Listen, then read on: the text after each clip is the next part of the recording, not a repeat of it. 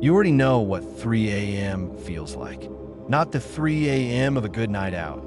Not the 3 a.m. of excitement or inspiration. The other one. The one where you are lying completely still, eyes wide open, your body physically exhausted, and your mind running like a machine that refuses to turn off. You have tried everything. You counted breaths. You cut the coffee. You put the phone down. You bought the supplements. You read the articles. And still, at some point in the night, you are just awake, staring at the ceiling, wondering what is wrong with you. Nothing is wrong with you, but something is wrong with what is happening inside your nervous system. And tonight, for the next 45 minutes, we're going to go there together. Not with generic advice, not with a list of sleep hygiene tips you have already ignored. We're going to go to the root, the real root, the one that most doctors never mention, that most apps never address, and that most content about sleep will never have the courage to explain. Because the truth is uncomfortable. The truth requires you to understand something about your own biology that will change how you see yourself permanently. And I want to be clear right now, before we go any further. This is not entertainment. This is education that has the potential to shift the trajectory of your health, your relationships, your cognitive function, and your emotional life. If you have been struggling to sleep for weeks, months, or even years, you owe it to yourself to stay with this all the way to the end. What you are about to understand is the mechanism. And once you understand the mechanism, you stop fighting your body and you start working with it. That shift alone can change everything. Let's start with a question that almost nobody asks. Why you think you cannot sleep? Not the surface answer, not the obvious one like stress or screens or coffee. The deeper answer, because if you're like most people who struggle with sleep, you have probably told yourself one of few stories. You have told yourself that you are just a bad sleeper, that it runs in your family, that your brain is wired differently, that you're too anxious, too sensitive, too much of a thinker to just shut down like other people seem to. You have maybe started to believe that sleep is something other people get effortlessly and that you have been somehow left out of that biological gift. I need you to hear this clearly right now. That story is not only wrong, that story is actively making things worse. Because the moment you decide you're a bad sleeper, your nervous system starts to treat the bed as a threat. It starts to treat nighttime as a problem to be solved. And here is the cruelest part of the biology. The harder you try to sleep, the more your brain interprets that effort as urgency. And urgency is the opposite of the internal state required for sleep. You were never broken. You were trapped in a loop. And loops can be interrupted. But first you need to understand how the loop started. The human nervous system was designed to keep you alive, not to keep you comfortable. That is not a metaphor. That is a fact of evolutionary biology. Deep inside your brain, there is a structure called the amygdala, and it has one job that overrides every other function in your body when activated: threat detection. The amygdala does not distinguish between a tiger chasing you through a forest and a difficult email you receive before bed. It does not know the difference between a physical predator and a pile of unpaid bills sitting on your desk. It processes threat as threat, and when it perceives threat, it triggers a cascade of physiological responses through the hypothalamic pituitary adrenal axis, which is the core stress response system of your body. Cortisol floods your bloodstream. Adrenaline activates your muscles. Your heart rate climbs. Your digestion slows. Your immune function is depressed. And here is the crucial part that most sleep content never tells you. Your body cannot enter deep, restorative sleep while it believes it is in danger. It is biologically impossible. Sleep requires what is called parasympathetic dominance, the rest and digest state of your autonomic nervous system. Survival requires sympathetic dominance, the fight or flight state. These two cannot coexist simultaneously. Your nervous system is not ambivalent about this. When it is in protection mode, sleep is a liability. So if you're someone who cannot sleep, the first and most important question is not what supplement do I take or what time do I go to bed. The first question is, does my nervous system believe that right now, in this moment, it is safe? This is the foundation. And we need to sit with it for a moment before we go further, because most people skip right past it. They read about sleep stages and melatonin and blue light, and they completely missed the fact that none of those things matter if the foundational condition of neurological safety is not met. Safety is not just a feeling. Safety is a physiological state. It is measurable. It shows up in your heart rate variability, in your breathing pattern, in your muscle tension, in your vagal tone. Researchers like Dr. Stephen Porges, who developed Polyvagal Theory, have spent decades documenting how the state of the nervous system determines virtually every aspect of human health. And insomnia, in a very large proportion of cases, is not a sleep disorder in the traditional sense. It is a nervous system disorder that manifests at night because that is when the busyness of the day stops and the underlying dysregulation has nowhere left to hide. During the day, you have distractions. You have tasks, conversations, movement, stimulation. At night, in the quiet and the stillness, the nervous system gets to speak freely. And for a dysregulated nervous system, freedom of speech sounds a lot like racing thoughts, hypervigilance, a heart that beats too fast, and an inexplicable sense of dread that has no specific object. If that description just made you feel seen in a way that few things have, you're in exactly the right place.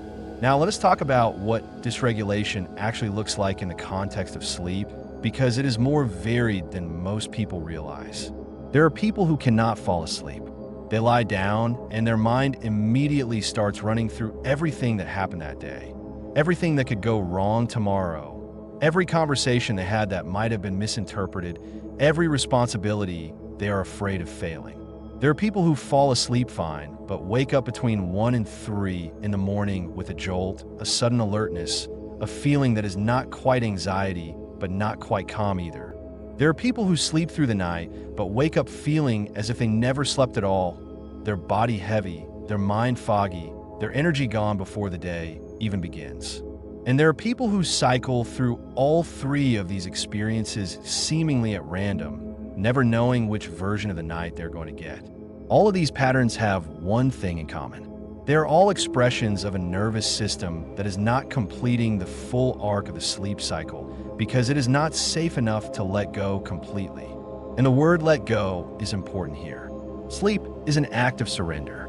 It is the most profound physical act of trust your body performs every single day. You close your eyes, you lose consciousness, and for hours your body is completely vulnerable to the environment. For our ancestors, that vulnerability was real and dangerous.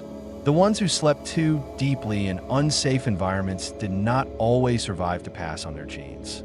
What that means for you in the modern world is that your nervous system has inherited a sensitivity, a watchfulness, a preference for staying semi-alert even when you think you are asleep. When that inherited sensitivity meets a life full of chronic stress, unresolved emotional experiences, trauma, or even just the relentless digital overstimulation of modern existence, it creates the perfect storm for disordered sleep. Let us talk about what is happening at the neurochemical level when you're lying awake at night, because this is where it gets genuinely fascinating, and I mean that. Understanding your own chemistry is one of the most empowering things you can do. When your nervous system is in threat mode, it is running on cortisol and norepinephrine. These are activating hormones. They're supposed to spike in the morning to help you wake up. When they're chronically elevated, they do not come down enough at night to allow the transition into sleep. Melatonin, which is the hormone that signals your brain that it is time to sleep, is produced in inverse relationship to cortisol. This means that if your cortisol is still high at 10 or 11 at night, your melatonin is being suppressed. You're not just feeling stressed. Your chemistry is actively blocking the biological sleep signal. Taking a melatonin supplement in this context is like putting a night light next to a bonfire and wondering why the room is still bright. You are not deficient in melatonin. You are flooded with cortisol. Those are 2 entirely different problems with entirely different solutions.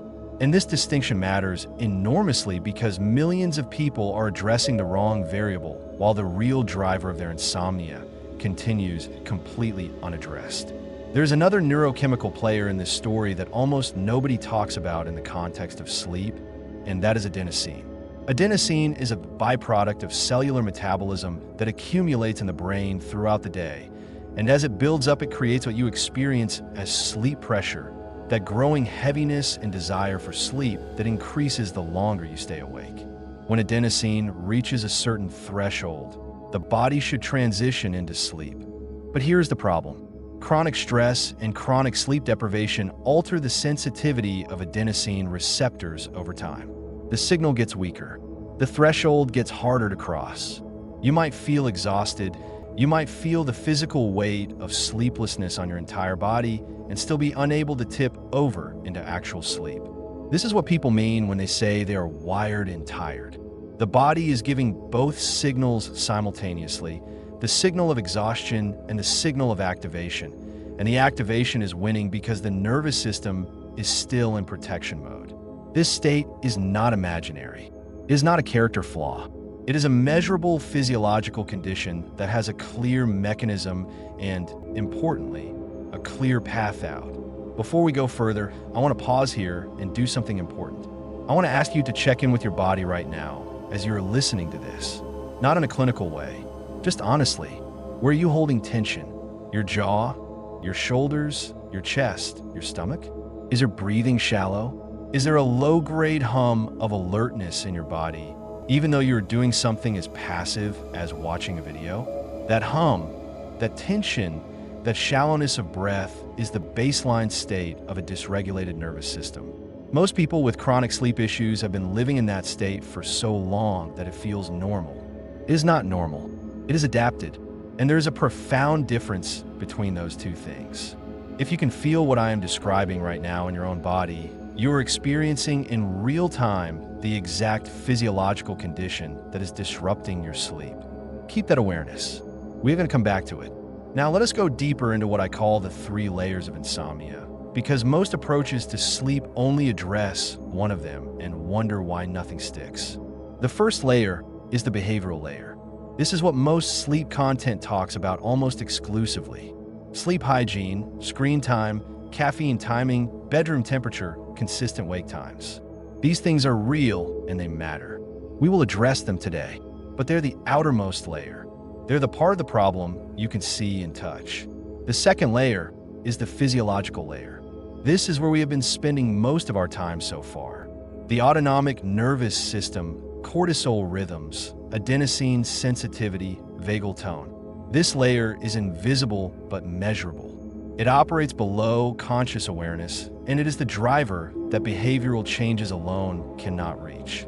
The third layer is the deepest layer, and it is the one that most sleep medicine, most wellness content, and most productivity advice is completely unwilling to go to. This is the emotional cognitive imprinting layer. It is the layer of the beliefs, the memories, the stored emotional experiences, and the unconscious narratives that your nervous system has learned to associate with nighttime, with stillness, with letting go. For many people who struggle with chronic insomnia, the night is not just inconvenient. At some deep, often unconscious level, it is associated with vulnerability, with dread, with loss of control, with being alone with thoughts they spend their entire day avoiding. The darkness does not just mean it is time to sleep. It means it is time to face everything that the day helped them outrun. And the nervous system, being the extraordinarily sophisticated threat detection system that it is, has learned that going to sleep in that environment is dangerous. So it keeps you awake, not to punish you, to protect you from yourself.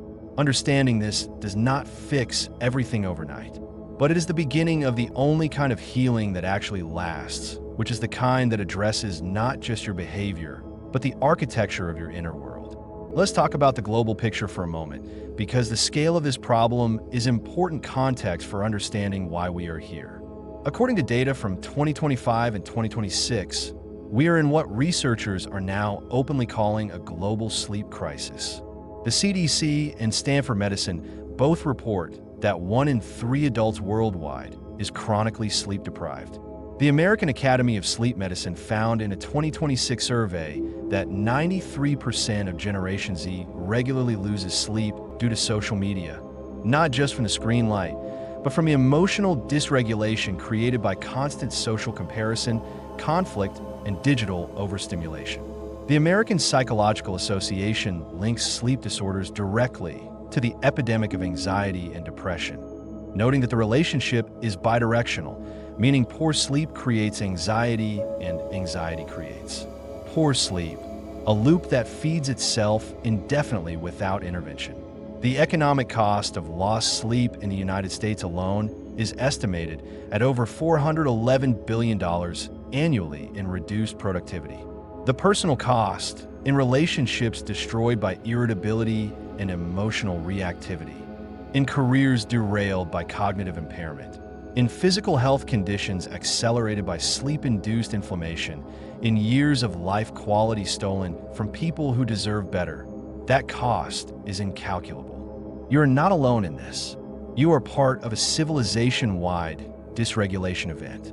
And the solution is not going to come from a new mattress brand. It has to come from a fundamental shift in how we understand the relationship between the human nervous system and rest. This brings me to something I want to be very direct about. The sleep and wellness industry has created a paradox that it largely refuses to acknowledge. We have more information about sleep than at any point in human history. We have apps that track your sleep stages, wearables that measure your heart rate variability, mountains of published research, thousands of books, entire podcasts dedicated to sleep optimization. And sleep quality is getting worse, not better. Why? Because information is not transformation.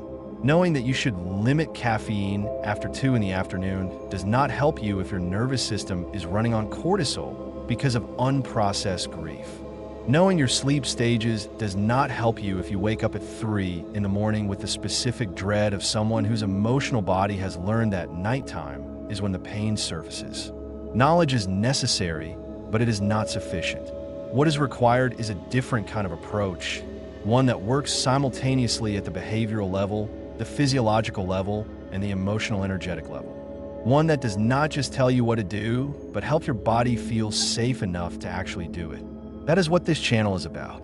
That is the commitment behind everything you will find here. Let us now go through what the science says about the behavioral layer, because it is real and it deserves proper attention. The first and most powerful behavioral intervention in all of sleep research is consistent wake time. Not consistent bedtime. Wake time. When you wake up at the same time every single day, regardless of how little you slept, regardless of whether it is a weekend, you're anchoring your circadian rhythm to a fixed point. Sunlight hitting your retina at the same time every morning triggers the melanopsin cells in your eyes to send a signal to your brain that initiates a precise 14-hour countdown to melatonin release. If you wake up at 6 a.m., melatonin is suppressed until around 8 p.m. It builds gradually after that, and by 10 p.m., the biological pressure for sleep is substantial. If you sleep in until 9 a.m. on a Saturday, the whole clock shifts forward. Sunday night becomes a struggle. Monday morning becomes agony. The single most research-supported free intervention for insomnia is this. Wake up at the same time, every day, no exceptions for at least 4 consecutive weeks. Most people never do it consistently enough to feel the result. The second behavioral intervention that has strong evidence behind it is what sleep researchers call stimulus control. Your brain is a pattern recognition and association engine. If you spend hours in bed scrolling your phone, watching television, eating, arguing, working, worrying, your brain begins to associate the bed with all of those activities and the alert, stimulated states they create. The bed stops being a cue for sleep and starts being a cue for everything else. The intervention is simple in concept and difficult in practice. Use your bed only for sleep and sex. Nothing else. If you cannot sleep after about 20 minutes, get up, go to another room. Do something calm and low stimulus like reading a physical book under dim light, and return to bed only when you feel genuinely sleepy. Not tired, sleepy. The distinction matters. Tired is a whole body heaviness. Sleepy is the specific neurological state in which your eyes want to close. The goal of stimulus control is to rebuild the association between the bed and the physiological state of sleep, not the psychological state of trying to sleep. The third behavioral lever is temperature regulation. This one is underestimated almost universally. Your core body temperature follows a precise circadian rhythm. It peaks in the early evening and then drops, and that drop is the signal your brain uses to initiate the sleep cascade.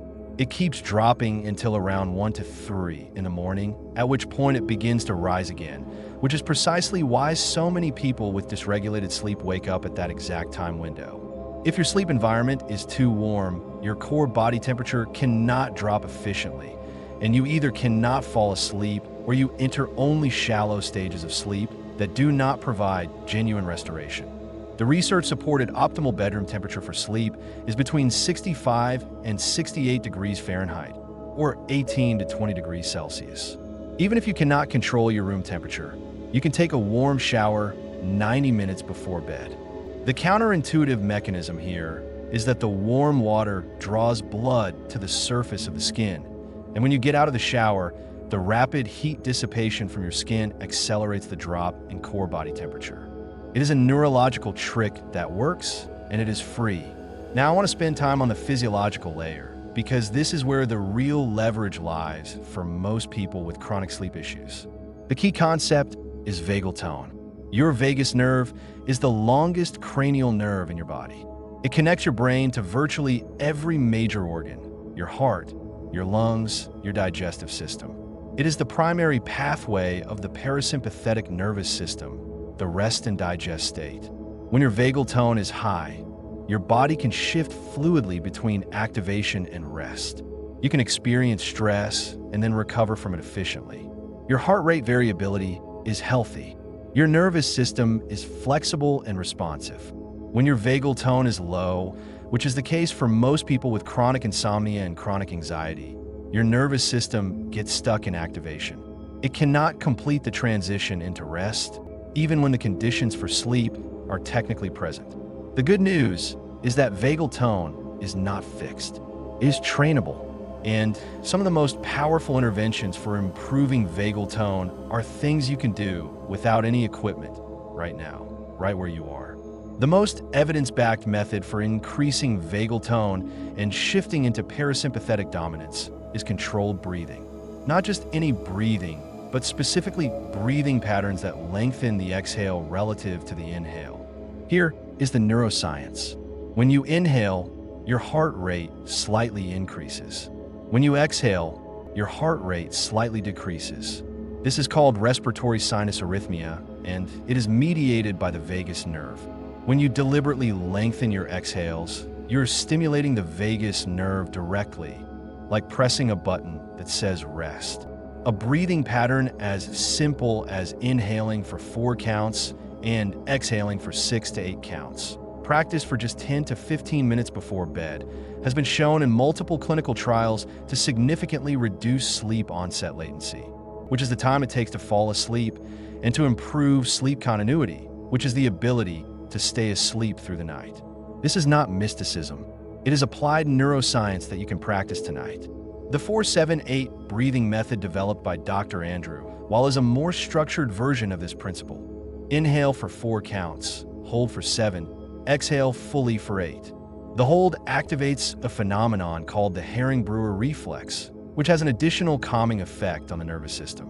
20 cycles of this before sleep or when you wake in the middle of the night can measurably lower your heart rate below the threshold required for sleep onset. There is another physiological intervention that the research is increasingly excited about, and that is cold water exposure to the face. Splashing cold water on your face, or briefly immersing your face in a bowl of cold water for 30 seconds, activates what is called the mammalian dive reflex, a hardwired parasympathetic response that immediately reduces heart rate and activates the vagus nerve. It sounds primitive because it is primitive. It is built into the most ancient parts of your nervous system. It does not require belief. It does not require practice. It works the first time you try it. For people who wake in the night with a racing heart or a sense of panic that makes returning to sleep feel impossible, this is one of the most rapid physiological resets available without medication. The role of magnesium in sleep is also something that deserves more than a passing mention. Magnesium is involved in over 300 enzymatic processes in the human body, including the regulation of GABA receptors, which are the primary inhibitory receptors in the nervous system. GABA is essentially the brain's braking system. It slows neural firing and creates the neurological quiet required for sleep. Magnesium enhances GABA activity, and magnesium deficiency, which affects an estimated 50 to 60% of adults in Western countries due to soil depletion and dietary patterns, directly impairs the nervous system's ability to calm itself at night. The most bioavailable forms of magnesium for sleep include magnesium glycinate and magnesium threonate, the latter of which crosses the blood-brain barrier most effectively. Taking 300 to 400 milligrams of magnesium glycinate 30 to 60 minutes before bed is one of the most well-researched nutritional interventions for sleep quality available without a prescription. This is not a replacement for the deeper work, but it is a genuine tool, and it is one that many people with chronic sleep issues have never been given by a healthcare provider. Now, I want to go to the third layer, the deep layer, the one that requires the most honesty from both of us. I said earlier that for many people with chronic insomnia, there is something at the emotional cognitive level that is being protected by the sleeplessness, something that the conscious mind is not ready to look at directly. So the nervous system keeps it safely in the dark by keeping you awake, by keeping you distracted, by keeping you in the low-grade emergency of sleep deprivation rather than allowing you to sink into the quiet where the deeper material lies. I want to say something about this that I have never heard said quite directly enough in sleep content. Unresolved emotional experiences are stored in the body, not just in the mind. This is not metaphor.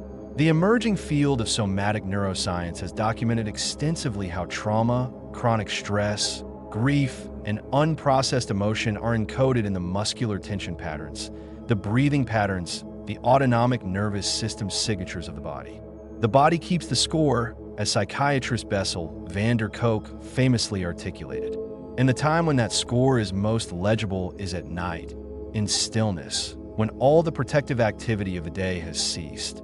Many people are not afraid of the dark. They are afraid of themselves in the dark, of the thoughts that come when they cannot run anymore, of the grief that surfaces when there is nothing left to do, of the reckoning with a life that somewhere, in some way, feels not quite aligned with who they know themselves to be. This is the territory that healing frequencies work in, and I want to explain why that matters specifically for sleep before I invite you to the other side of this channel. Sound, particularly specific frequencies and patterns of sound, directly influences the autonomic nervous system. This is not alternative science. The field of acoustic neuroscience is well documented. Certain frequencies entrain brainwaves through a process called frequency following response. When you're exposed to audio content at specific frequencies, your brain gradually synchronizes its electrical activity to match those frequencies. Delta brainwaves, which occur between 0.5 and 4 Hz, are the brainwave signature of deep, restorative sleep. Theta brainwaves between 4 and 8 Hz are associated with the hypnagogic state, the transition into sleep, and with deep meditative states that allow emotional processing and integration. Alpha brainwaves between 8 and 12 Hz characterize relaxed wakefulness, the state of the nervous system in which the parasympathetic system is dominant and the body is safe enough to begin the transition toward rest. When you listen to frequencies designed to induce these brainwave states, particularly in an environment that supports the other layers we have discussed, the results are not subtle. They are measurable, they are repeatable, and they work at the very level where the deepest dysregulation lies. Not in your thoughts, but in the electrical activity of the brain itself. This channel offers those frequencies. In our library, you will find videos designed specifically for each of these states. There are long-form sessions of 432 Hz and 528 Hz tones embedded in natural soundscapes that will carry your nervous system from the vigilance of the day into the theta-delta threshold where genuine rest becomes possible. There are 8-hour overnight recordings that provide continuous entrainment through the full sleep cycle, including the critical deep sleep phases where the glymphatic system clears metabolic waste from the brain, including the proteins associated with Alzheimer's disease progression.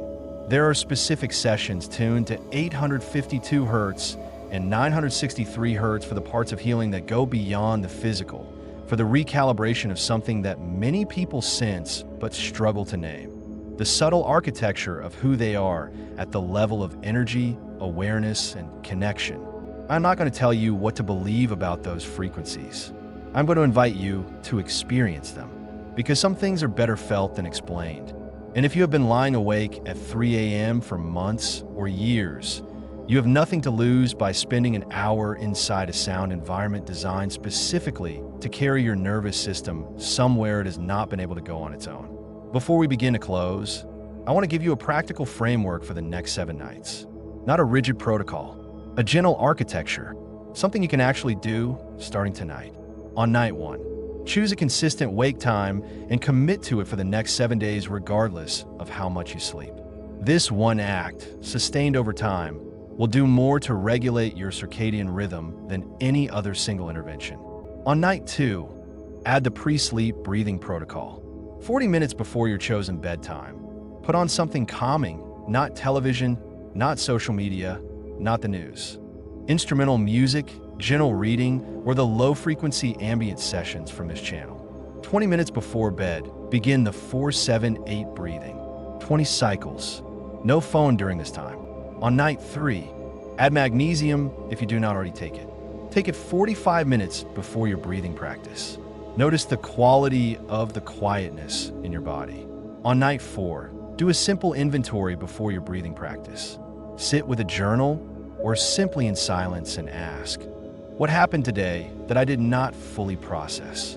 Not to solve it, not to analyze it, just to acknowledge it, to name it, to let it be real for a moment before you try to sleep. The nervous system relaxes around things it is allowed to acknowledge. It stays vigilant around things that are being suppressed. On nights 5 through 7, deepen what is working. Use the frequencies from this channel as your sleep soundtrack. Let them work while you breathe. Let them work while you surrender. Let them work in the hours when your conscious mind is finally quiet enough to let them. I want to leave you with something before this video ends. Sleep is not a productivity strategy. Sleep is not biohacking. Sleep is not an optimization target. Sleep is the most fundamental act of self-trust your body knows how to perform. When you cannot sleep, your body is not malfunctioning. It is communicating. It is telling you that somewhere in the architecture of your life, your nervous system does not yet feel safe enough to let go. Hearing that communication, taking it seriously, learning to respond to it rather than override it, that is not weakness. That is the beginning of healing that is actually real, not just relief that is temporary. You have been awake at 3 a.m. more times than you can count. Tonight does not have to be the same. Not because you found the right supplement, not because you read the right article, but because you now understand the mechanism, and that understanding, when it reaches the right depth, has a way of changing things that no pill ever could. Come back here.